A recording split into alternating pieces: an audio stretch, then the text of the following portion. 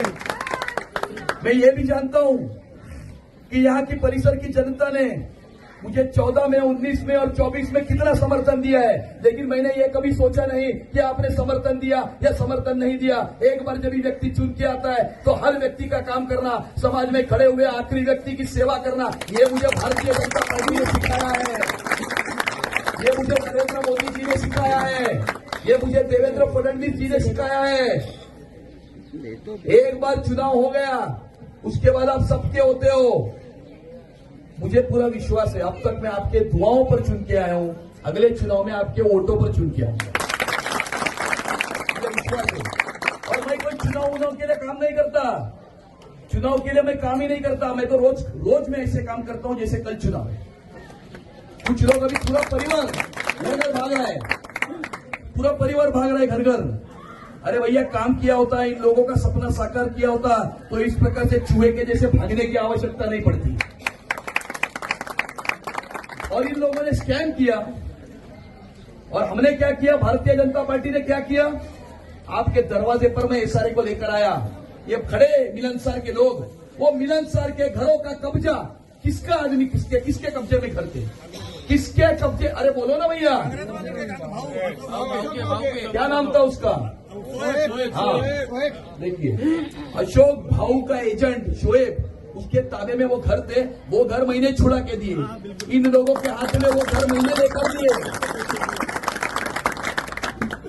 और इसीलिए आपके दरवाजे पर मैं ऐसा लेकर आया हूं। जो एनेक्सल 2 बना था, उसका सुसूत्रीकरण करने का काम हमने यहां पर किया। जो लोग एक्सपायर हुए, उनके वारस के नाम पर घर चढ़ना चाहिए।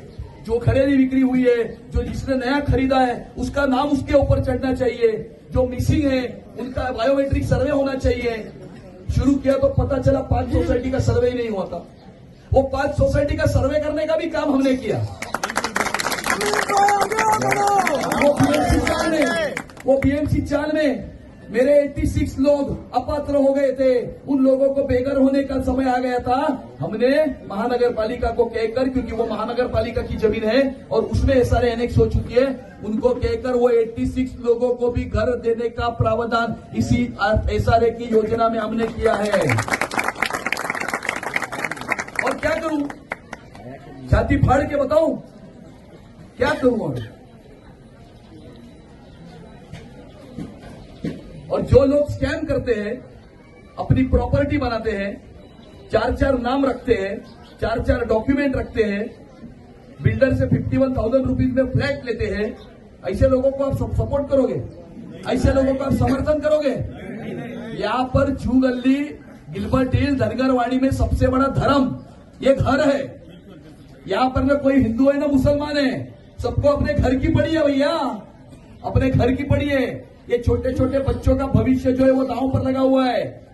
मेरा ये सपना है कि ये जो पीढ़ी है वो जिस परिस्थिति में यहाँ पर रही, ये हमारे छोटे छोटे बच्चे जो है वो इस परिस्थिति में नहीं रहना चाहिए। उनको अपने हक का घर मिलना चाहिए, बिजली घर में होनी चाहिए, पानी घर में होना चाहिए, और शौचालय भी घर के अंदर होना चाहिए। हमने तो 200 से ज्यादा अपात्र लोगों को पात्र होने का सर्टिफिकेट भी दे दिया। बाकी के लोगों का प्रोसीजर चालू है। और यह भी मैंने कहा है, जो भी डेवलपर आएगा, जो भी काम करेगा, अभी तो उसका टेंडर निकलने वाला है, फुल्ली फर्निश्ड घर, फुल्ली फर्निश्ड घर मैं यहाँ के जू गली, गिलबर्ट हिल, धनगरवाड़ी के सभी लोगों को दूंगा, मतलब दूंगा। इसमें डबल बेड भी होगा, सोफा भी होगा और किचन भी होगा। और एक बार मैंने जो बोल दिया वो बोल दिया। मैंने कहा था ईडी का स्टे हटेगा तो हटाया, मैंने कहा था कि ये प्रोजेक्ट कार्यान्वित होगा तो हुआ, मैंने कहा था कि एसआरए को आपके दरवाजे पर लेकर आऊंगा तो मैं लेकर आया, और अभी भी मैं जो बोल रहा हूं वो मैं करके ही रहूंगा।